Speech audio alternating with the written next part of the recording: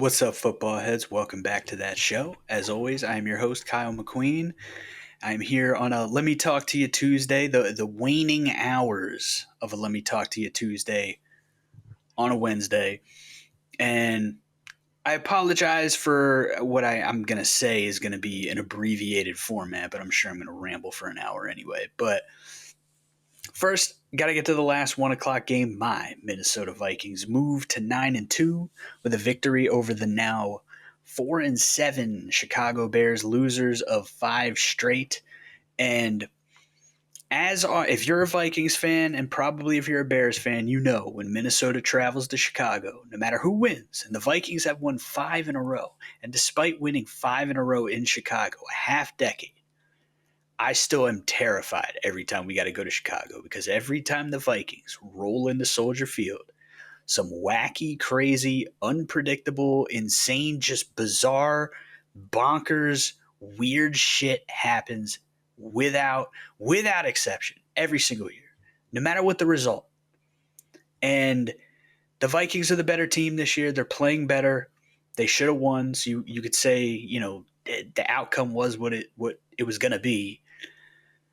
But let me tell you about this game. So the Vikings blew an 11-point lead inside 2 minutes. Earlier in the game, the Vikings blocked the first field goal attempt of the game, which means Cairo Santos ended last week's game with a blocked field goal, comes into this week's game, blocked field goal. They muffed a punt at one point that the Vikings recovered. Then the Bears, during this 11-point comeback, had the first successful onside kick attempt of the year.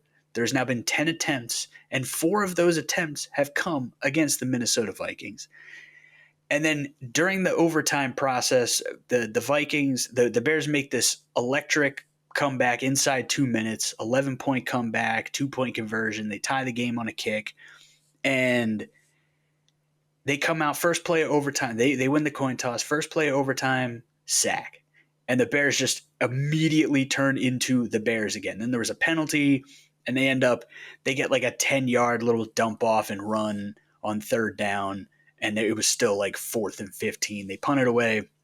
Vikings get a first down, and then a chain gang member blows out his knee, non-contact. They cut back to him. They show the replay, and he's just walking down the sideline, and his knee just collapses, and he falls down. In the process of falling down, he breaks the chains. So this is like a 5+ minute delay as soon as the Vikings get the ball and get a first down. And then they cut back to him again, and he's laughing his ass off as they're taking him into the blue tent. It was a wild game. For most of the game, it was kind of just, some stuff would happen, the blocked kick, the muffed punt, periodically. Most of the game, it was just sort of like, teams going back and forth, defense is playing well, the Vikings moving the ball, and then just every once in a while, some weird shit would happen until the final 2 minutes and overtime. But as soon as the chain gang guy blew his knee out non-contact, I kind of felt like, all right, it's veered over into full-blown comedy at this point. I think now they're just going to drive down the field and dagger the Bears and win this game. And that's what they did. Big catch to Justin Jefferson. He only had 2 grabs on the day. Jordan Addison had a monster game, but Jefferson, 2 catches for 27 yards. And, a schmuck like me looking at the stat sheet would say, oh, he had no impact. But of course he had an impact. He probably had the biggest impact on the game because he was getting doubled. And at times on the Jalen Naylor touchdown, if you watch the end zone cam, he cuts into the end zone and 3 guys converge on him, leave Naylor wide open. He catches this, runs to the pylon, gets it in. But double, triple coverage, bracket coverage, double teams, every possible way to put multiple guys on Justin Jefferson, they did it. And so Jordan Addison went for 8 catches, 162 yards, and a touchdown. TJ Hawkinson goes for 7 catches, 114 yards. So you get 2 guys with 100+ yards receiving. Aaron Jones had 106 yards on the ground and a touchdown. He did have a fumble on the first drive, broke I believe a 41-yard run. gets him down inside the 5, inside the 2, and then he fumbles. Because we cannot get a fucking push on the interior offensive line inside 5 yards. They can't do it.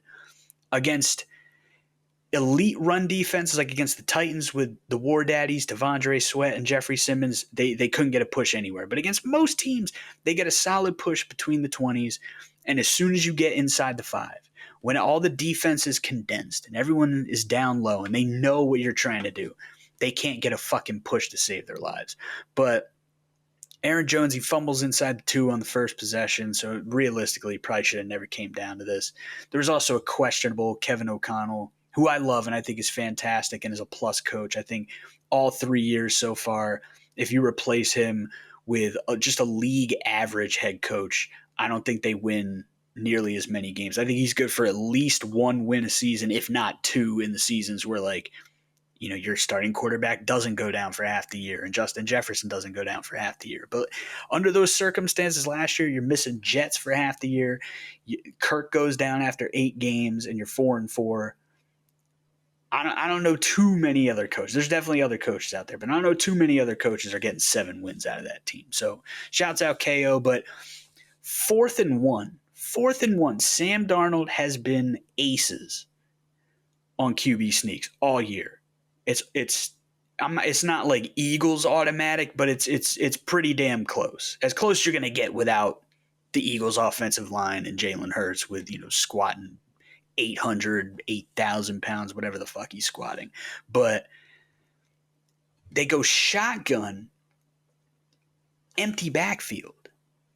So there isn't even the illusion of a potential run. There's no play action. There's nothing. It's Sam Darnold alone in the backfield, shotgun, empty backfield on 4th and 1. This shit is in the same category. We talked about it with Zach Taylor a couple weeks ago. Or it might have been last week. Whether it's 4th and short or 3rd and 1 or whatever, and they go deep. Just like, no, like, if you're not going to QB sneak it, which I don't know why you're not QB sneaking it, but if you're not going to sneak it, if you're not going to run it, at least put a guy back there and give the illusion that you're going to do it. Otherwise, now they know you're passing. They know you're passing. Nobody has to play the run. I digress.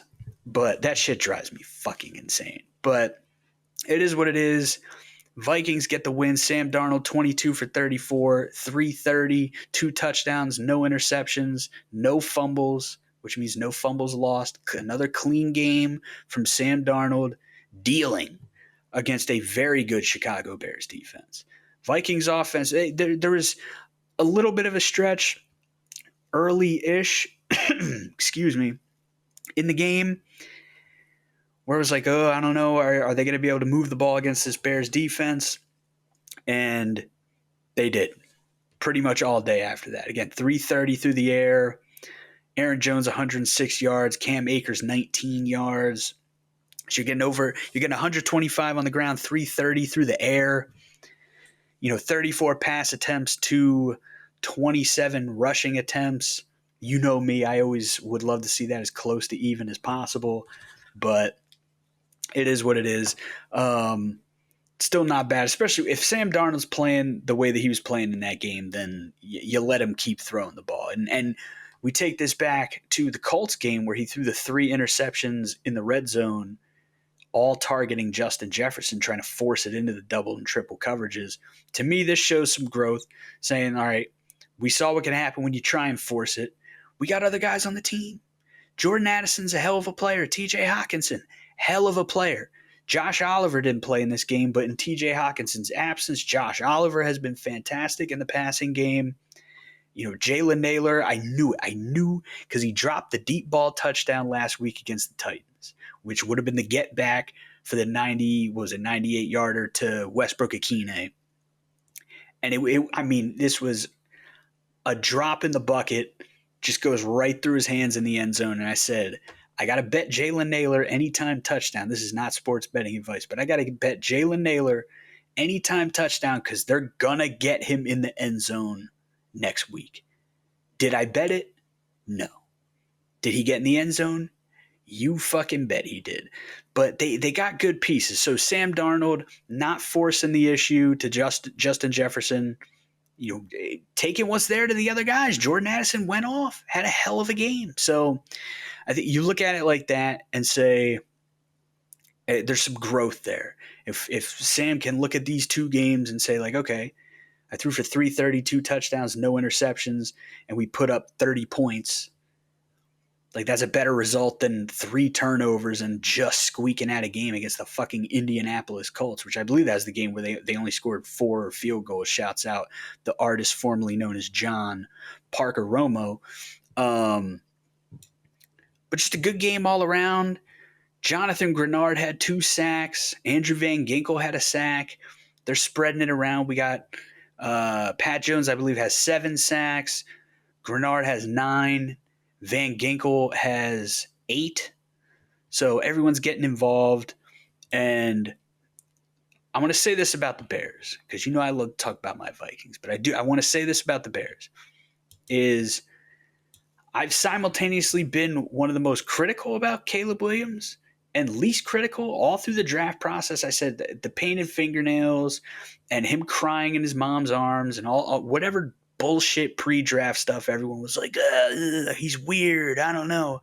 I saw that picture of him with his nappy ass haircut. And I said, this is a man who knows what it's about, which is it's about football. He ain't got time to go get a nice haircut. He's just going out there waking up, rolling out of bed, and going and playing ball. Maybe he takes some time to paint his nails. It is what it is. Who cares? So I said we got to stop diving into this bullshit. Is the talent there? There's no actual character concerns. It's like when you're looking for an issue and you're gonna find one. It's like you're going out, you're on the dating apps, you're looking for somebody, but deep down you're like, I don't want to date someone. I want to be single right now. Or deep down, you're not over your ex, or there's someone else that you're interested in, but you're trying to distract yourself for whatever reason. And you're on the apps, and you're looking for a reason for each one of these girls. Why?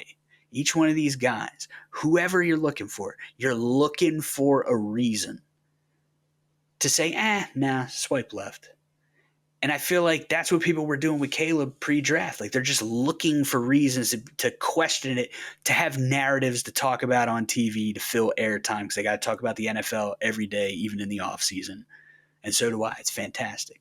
Great sport. But then with his play on the field, I always felt like, I've been saying it all year, you got to get him comfortable in the scheme, in the system, in the pocket, in the flow of things. When things are on schedule, he's got to be comfortable. You can't just make all your plays out here doing wild shit and rolling out. Like, it looks cool and you're going to make a lot of highlight plays, but you're not going to win a championship if that's all you can do. You need that to be an expansion to being able to slice and dice teams up from in the pocket, on schedule, within the scheme, within the game plan.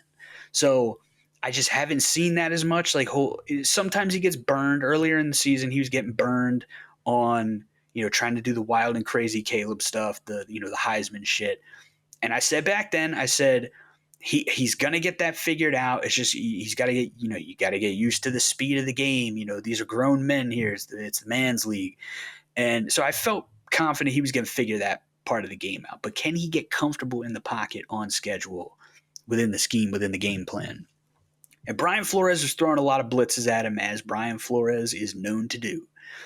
And Caleb was rolling out, doing all sorts of wild and crazy Caleb stuff, the Heisman shit.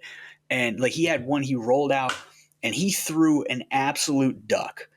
And as it's flying through, fluttering through the air, I thought, I hope for his sake this ball goes out of bounds, because if this is in the field of play, ain't no way this shit ain't getting picked off. And he dropped it. It just flutters, dropping the bucket to DeAndre Swift for like 40 yards. So he had a few really nice, wild and crazy Caleb plays. But then in the fourth quarter, Brian Flores, I think he peeled off, because he's like, all right, we're only getting killed on these big plays that are coming from him scrambling out and making something happen with his legs and then making something happen with his arm. Because he wasn't doing too much on the ground. They'd get a man on him, but he could still scramble. So I think Flores looked at it and said, like, we're getting killed on these types of plays. We got a 2-score lead. Let's back off, have more people in coverage. If he decides to roll out and run, we got more people that can move up and corral him. If he decides to roll out and pass, we got more people back in coverage.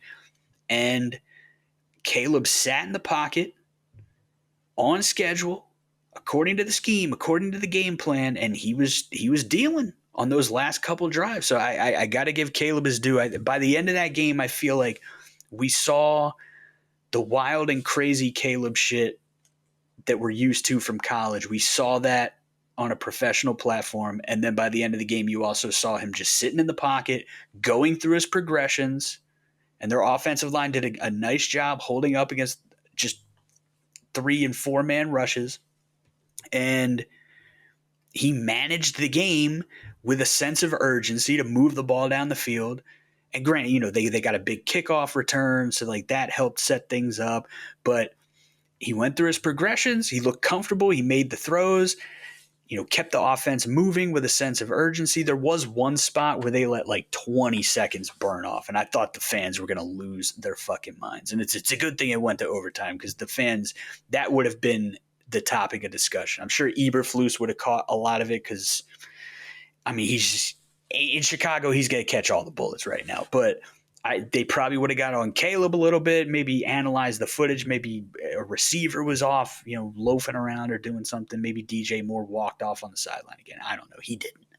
Shouts out to DJ Moore. But he looked good, other than that one play where it took them too much time, and they burned too much time, but they get it done anyway. So it all worked out until overtime. But Caleb looked good, man. You've seen it in little bits and pieces here and there, but I feel like and this is the first full Bears game that I've watched, full disclosure. So I feel Bears fans, you tell me, but I feel like that's the most like full picture of Caleb Williams as a potential stud pro quarterback. And obviously he didn't light the world on fire, but 32 for 47, 340 yards and 2 touchdowns, no interceptions, no fumbles. Like that's if that's not lighting the world on fire, it's still pretty damn good. You throw for 340 yards, good completion percentage, you're clean, throw 2 touchdowns. There was that long stretch where he didn't have any interceptions, but he also didn't have any touchdowns, so you get 2 here. His over-under for passing yards, which I hammered, I think it was like 203.5. He throws for 340. So a really nice game from Caleb Williams. I think if you're a Bears fan, I think you got to be really happy with that performance against a good defense. It wasn't necessarily consistent the whole game, but again, he kept it clean. He does not turn the ball over a lot, which you like to see. And, there were some rough stretches where they just weren't moving the ball. They weren't really doing too much at all on offense. The running game, the Vikings, again, best run defense in football. DeAndre Swift, 13 carries for 30 yards. DJ Moore had a 13-yard run. Roschon Johnson, 2 carries for 2 yards. And Caleb had 6 scrambles for 33 yards. But not getting much done on the ground, so you got to pass it a bunch. Again, you'd probably like to see more balance than 16 called run plays to 48 called pass plays, because DJ Moore did have a pass attempt. He went deep. Nice looking ball, but it was incomplete. But again, you're playing the best run defense in football. There was a couple stretches where it could have got out from under him. I still think you need to run the ball more, especially because we watched DeAndre Swift again with the Eagles offensive line go for like 200 last year against the Vikings on was that a Monday night or a Thursday night? It was week 2 in Philly. But again, Caleb Williams played his ass off, played an excellent game, got him to overtime, handled business, but you got to do him more favors than this. You're calling 16 run plays and he's passing the ball 47 times. Even as good as he was, like, can we help the man out a little bit? God, let me see if I got any other talking points on here. One interesting little note: when the Bears took possession, down 11 inside 2 minutes, the Vikings were a 99.9% chance to win. At the start of overtime after the coin flip, it was down to 37%. So in less than 2 minutes of game time, you go from a 99.9% chance of victory to 37% to then coming back and winning the game. So wild shit.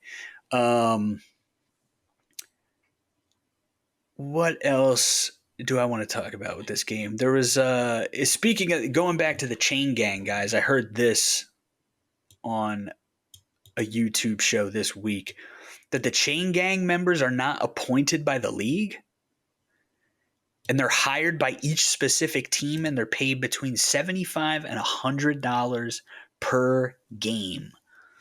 That's not, why is the chain gang not? Why are they not league employees? Or if they're freelancers, why are they not hired by the league? Why are they hired by the teams?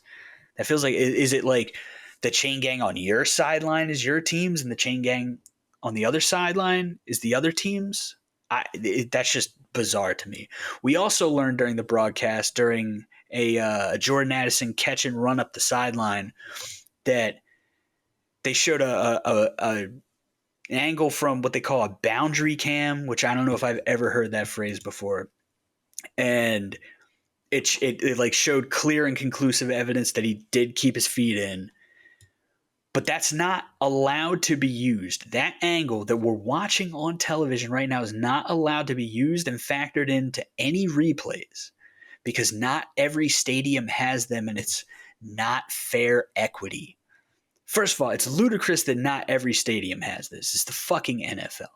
It's the biggest fucking sports league in the country. It's one of the biggest in the world. Might even be the biggest. I don't fucking know. Probably Premier League or some bullshit.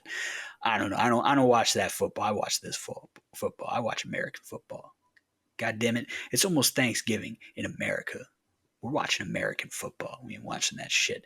But shouts out Arsenal. But it's the NFL. How do we not have boundary cams? Like it's like a perfect shot right up where you're looking down the field, perfect line for the sideline. It's perfect for these types of plays. Why are these cameras not in every stadium? What are we doing? And then number two, who cares if not every stadium has it? The two teams playing in this game are playing in this stadium that has it.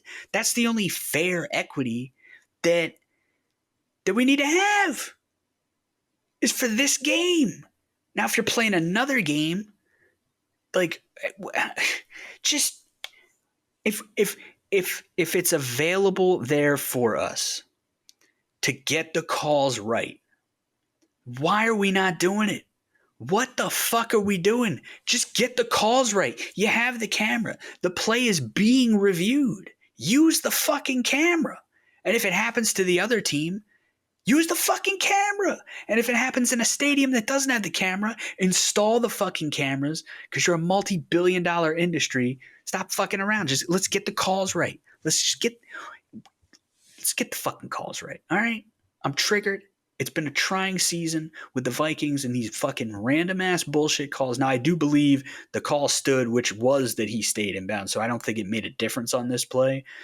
But even still, it's like, let's get the calls right. And speaking of the chain gang, can we replace these guys? They're barely making any money. Now, I know, they can buy gifts for the kids for the holidays, and, you can take the wife out to dinner or whatever the fuck, or you're one of these 90-year-old men on the chain gang for reasons that I still don't understand. And, your Social Security and pension doesn't cover all the costs. But fucking A, man. Like, can we replace these guys with some sort of laser technology? Bill Belichick talked about this on the Manning cast like 2 months ago. And it's like, Bill, this is old head OG, old school Bill Belichick. And he's saying, why don't we have fucking lasers out here? Why don't we have fucking lasers out here? What are we doing? Got fucking 90-year-old men and young men with weak knees blowing out in overtime. Like, get it the fuck together. It's ridiculous. It's ridiculous. I don't know what else to say about it. But good win from the Vikings. Very clean game overall. Addison, best career game, most catches, most yards.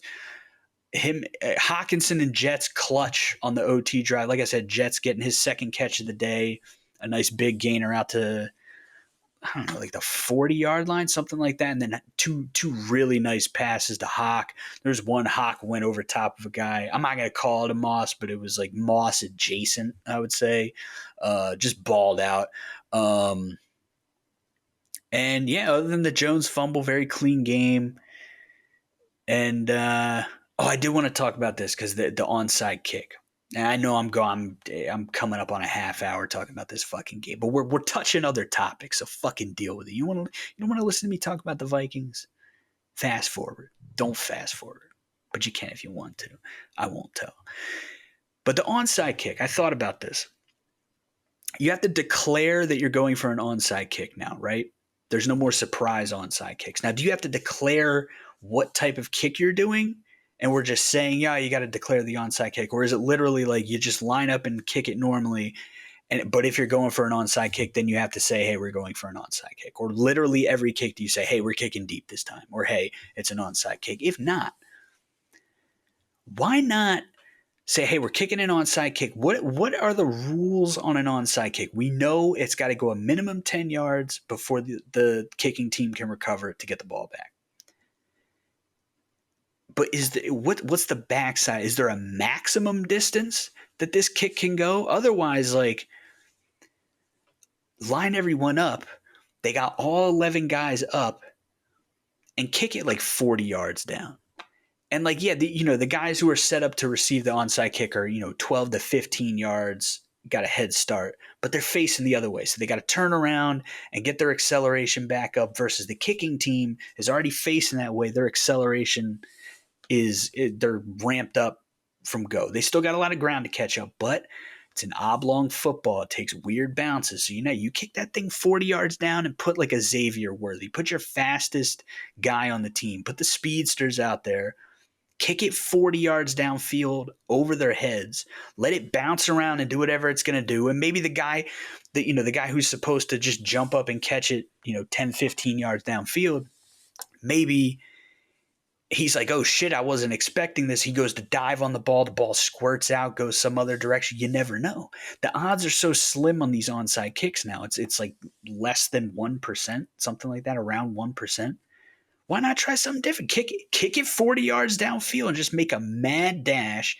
Whoever can get there first, and if they get there first, even they got the head start, maybe they jump on it and the ball shoots out and does some crazy shit. Or maybe the ball bounces in a weird way and it bounces toward the middle of the field and their two main guys are on the outside and they got to come in and then you got all your guys up the middle.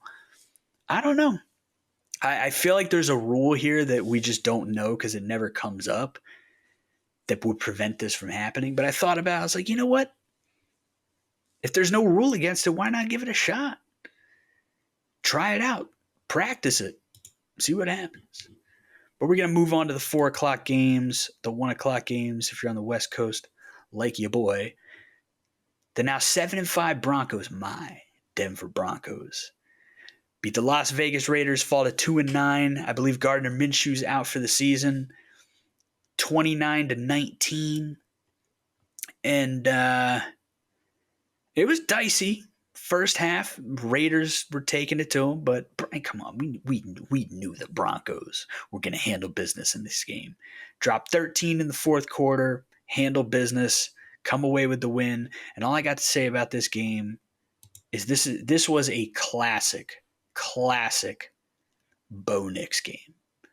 You got to love it. Future Offensive Rookie of the Year, Bo Nix, my boy, from day one. Day one.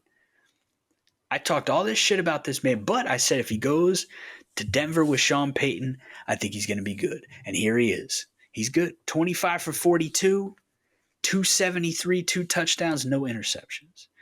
Not a great day running the ball. Probably should have ran the ball more. Jaleel McLaughlin, 7 carries for 44. Javonte Williams, 8 for -2. So I don't know. The Raiders just showed up and decided to play some fucking run defense. Audric Estime, 3 carries for 15 yards. But Cortland Sutton, 8 grabs, 97 yards, 2 touchdowns.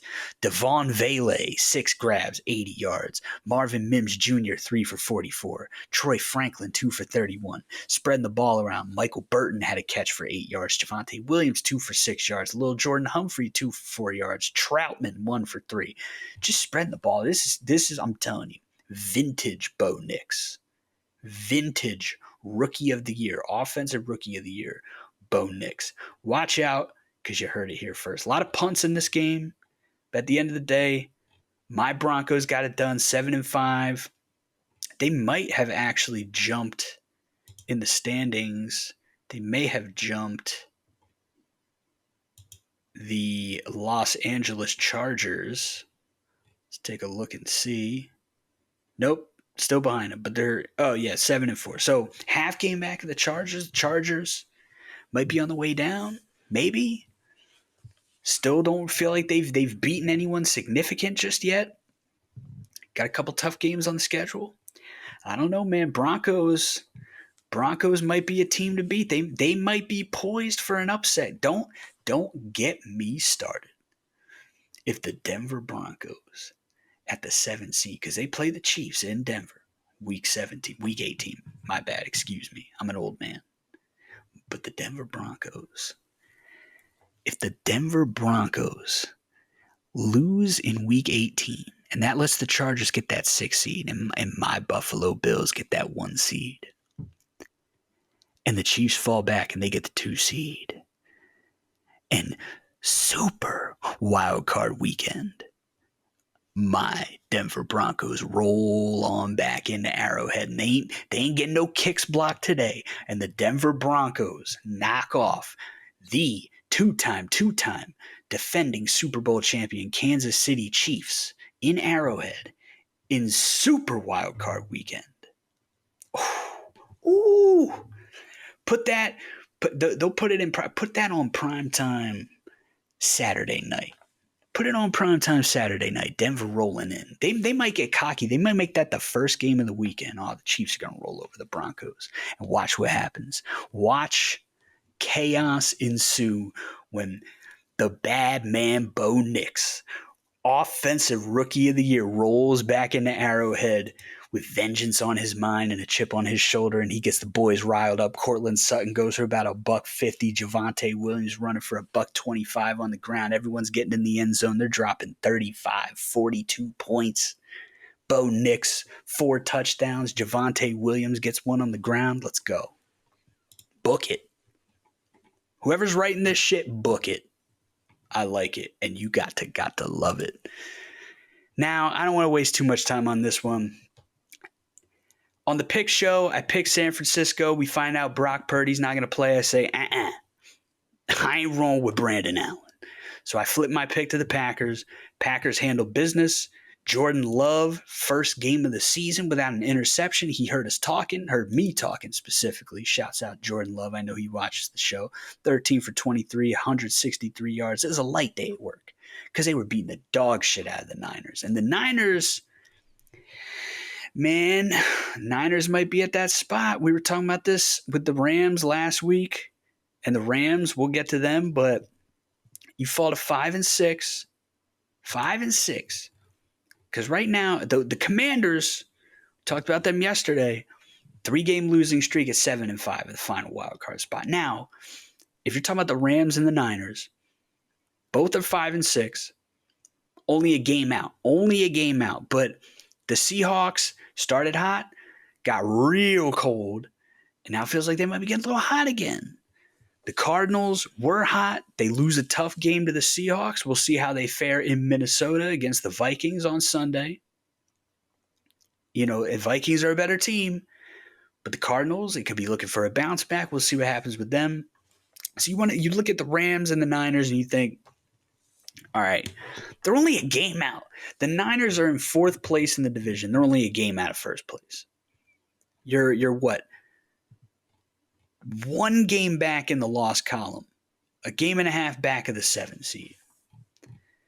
But they just, things look rough, man. They got a lot of injuries. McCaffrey hasn't fully gotten back up to speed yet. There's weird shit happening with the kickers and with Debo and all this stuff. And you can't write them off because there's still too much season left.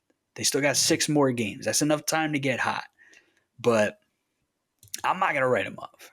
I'm not gonna write the Rams off either because again, they're only a game back in the division. You win the division, you're getting a home playoff game. And like,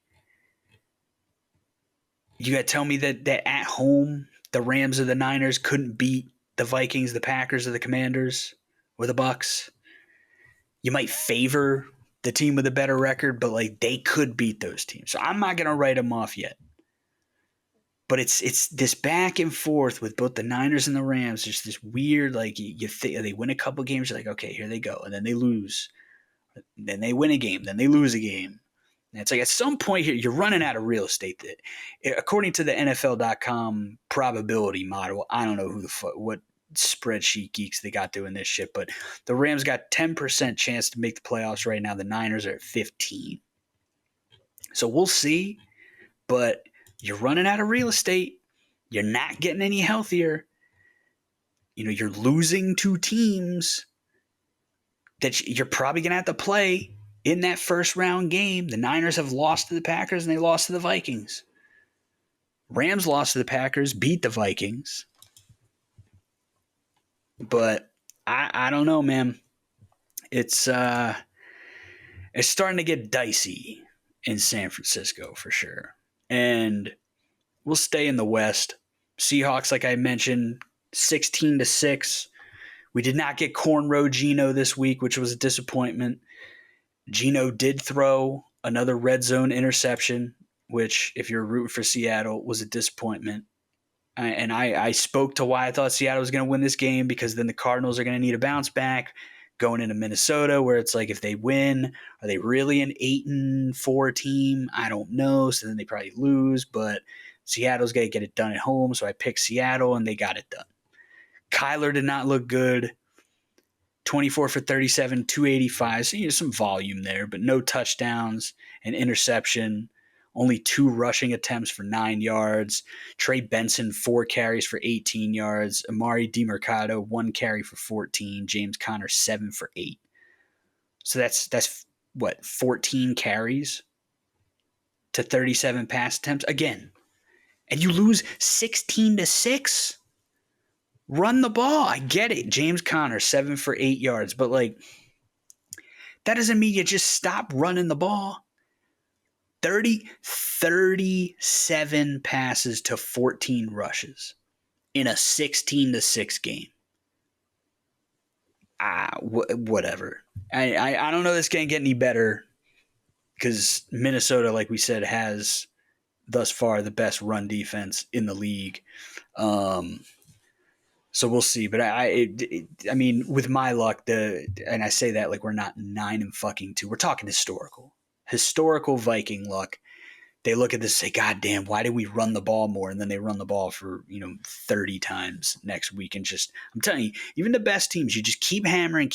At some point, something's gonna pop somewhere.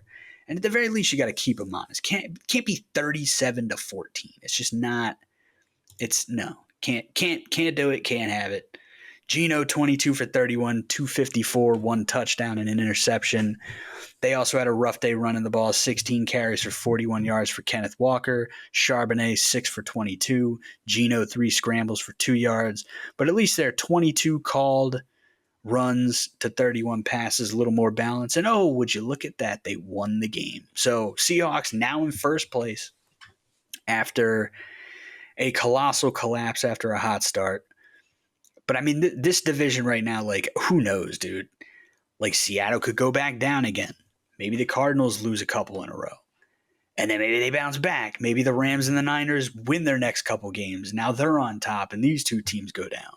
And then it flips again. Like, you just, with the NFC West, it feels like, because again, it's all divisional games in week 18. Like, there could be a scenario, and in fact, I hope there is, because it would just be fantastic television. And because they're in the West, they're going to be playing in the afternoon slate or the late afternoon slate for you East Coast folks, where it would be very interesting to see a Week 18 where all four of those teams have a shot to win the division based on who wins and if they win or not. That would be very cool to see, like these two simultaneous games going on back and forth where it's like any of them could win the division and then the rest of them are just out of it. That would be tremendous television. And I'm sure the NFL is talking to Vegas right now, setting up how they can maneuver the schedule moving forward. And, they make moves on the margins. They're not fixing games. They're not scripting the outcome. But you just, you chip away on the margins and let the chips fall where they may. Now we're in the primetime games. Eagles beat the dog shit out of the Rams. Caesar tells me I picked the Rams. This must have been a reverse jinx situation where it's like I wanted the Eagles to win because the Rams beat the Vikings, so I want them out of the wild card race. But I don't know why I wouldn't have picked the Eagles unless it was a reverse jinx purpose. But the Eagles got it done. Saquon Barkley is a monster among men, a man amongst boys. 26 carries for 255 yards, 2 touchdowns, 9.81 yards per carry on 26 carries. What the fuck? And then he adds 4 catches for 47 yards. Just unbelievable. 300 yards. 300 fucking yards. I believe he's on pace to break, or maybe just challenge, but I think to break Chris Johnson's all-purpose yards record. And I believe he's also on pace to break the single-season rushing record, or he's on an Adrian Peterson pace. I'm not 100% sure there, but A.J. Brown, 6 grabs for 109 yards and a touchdown without Devontae Smith on the other side to balance out some of the coverages. We talked about that in the pick show last week, how now they can kind of zero in on and focus on A.J. Brown. Doesn't matter. He's a cyborg. The Titans were idiots for fucking trading him. But yeah, Jalen Hurts, 15 for 22, pedestrian. But he wasn't asked to do much because Saquon Barkley's balling out of his fucking mind. And everyone wanted to fire my boy, Nick Sirianni. For as much as I hate the Philadelphia Eagles, as much as I will acknowledge that Sirianni is oftentimes a clown, my boy Nick Sirianni, you want to fire him now? 9-2? People talking like the Eagles are a top 3, top 4 team in the league. We still firing him? I don't know about that. But good win for the Eagles. This is probably their most complete win of the year. The Commanders are kind of stumbling, so you might question, how quality of a win that is. And I've been the guy sitting up here. Who have they beaten? I respect what they're doing, but we haven't really seen them tested. I believe they play the Ravens next week, so that's going to be an absolute banger, absolute slobber knocker. Hopefully. I saw a stat: Lamar Jackson, 30 touchdowns, 3 interceptions, and it was video of all 3 interceptions. And it's literally hitting his guys in the hands or in the chest or right in the bucket, and it just bounces off, or a guy takes it away from him or whatever. But that should be a banger ass game. Rams 5-6. I kind of touched on this relative to when we were talking about the Niners and everything going on in the West, but this felt like the most complete Eagles game, where just watching it the whole game, you're like, all right, they're just dominating this team, and it's not a bad team. It's not an upper crust team, but it's not a bad team. It's a very talented team. As I said on the pick show, Matt Stafford threw 4 touchdowns the week before, 0 interceptions. Comes out in this game, 243, 2 touchdowns, no interceptions. But you get a garbage touchdown late, garbage time touchdown to Cooper Kupp, which cashed a touchdown parlay for your boy. So thank you, Matthew Stafford, Sean McVay, Cooper Kupp, Vic Fangio, and the Eagles defense for, just say, you know what? We got this in the bag. We'll let him have it. Let Kyle cash a parlay. Let him recoup some of the losses over the last few weeks.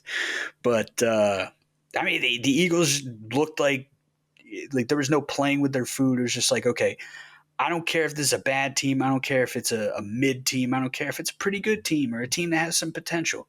We're just going to fucking just foot in ass, other foot on the throat. I don't know how that physiologically works, but they beat the shit out of the Rams. And then Monday Night Football, the Harbaugh Bowl. Yet again, John Harbaugh comes out on top. The now 8-4 Baltimore Ravens, just a half game back in the division now. And an important potential wild card battle here for jockeying for position if the Steelers do hold on to the division, beat the now 7-4 Los Angeles Chargers. And listen, Lamar, if he's not playing Pittsburgh, he's just too much for him. And this is why everyone was saying, Lamar MVP, MVP, MVP. Because he's Lamar. He's insane. He's crazy. He didn't even have to run around in this game. 16 for 22, 2 touchdowns, pedestrian. Light work for Lamar. Derrick Henry. Derrick Henry watched Saquon Barkley and said, oh, now they want to give him my offensive player of the year? Let me show you what I can do. 24 carries for 140 yards. Just another monster performance. Just running through dudes, throwing guys away. Just, you talk about a monster among men and a man amongst boys. Derrick Henry physically, you look at this man, he is a monster among boys. It's ridiculous, this guy. Justice Hill had the big touchdown run. Zay Flowers, solid game, 5 for 62. Mark Andrews, 5 for 44 and a touchdown. Rashad Bateman, 2 for 43 and a touchdown. Just a good, solid game for them. Chargers got out to the hot start, couldn't hold on to it. Herbert, 21 for 36, 218. No touchdowns, no interceptions. Did have a fumble, didn't lose it.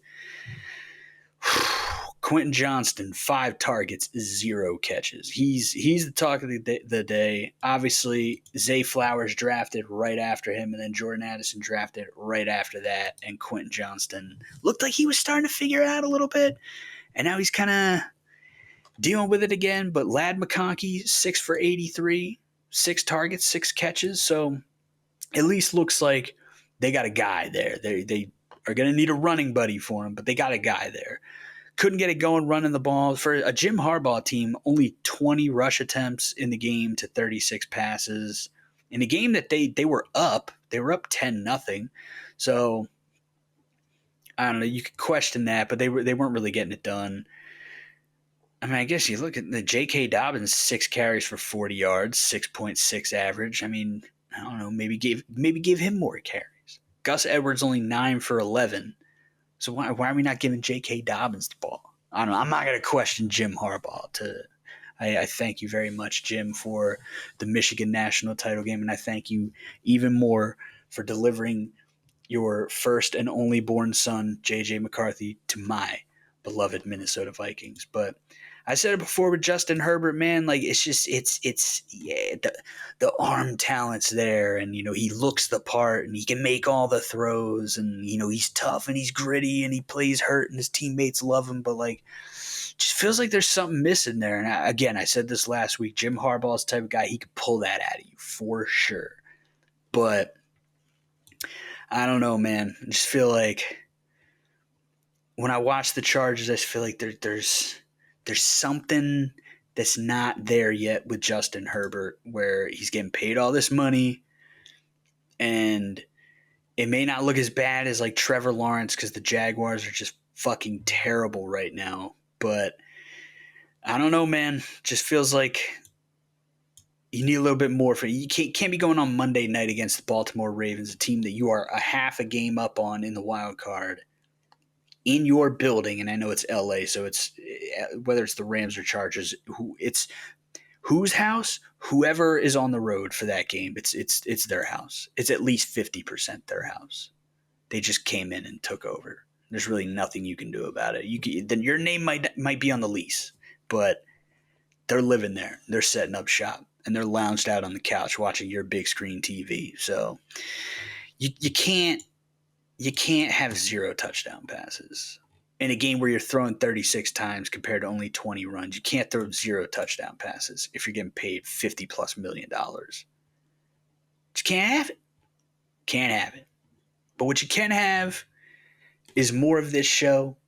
Like, subscribe, Leave a comment. Tell me what I'm missing about your favorite team. Tell me what we should be talking about with your favorite team. Tell your friends. Follow us on Instagram at Football Heads Show. That's 2 S's at Football Heads Show on Instagram. And I hope you enjoy a very lovely Thanksgiving. I am thankful for all of you for tuning in. And until next time, as always, take it easy, football heads. Let me talk to you.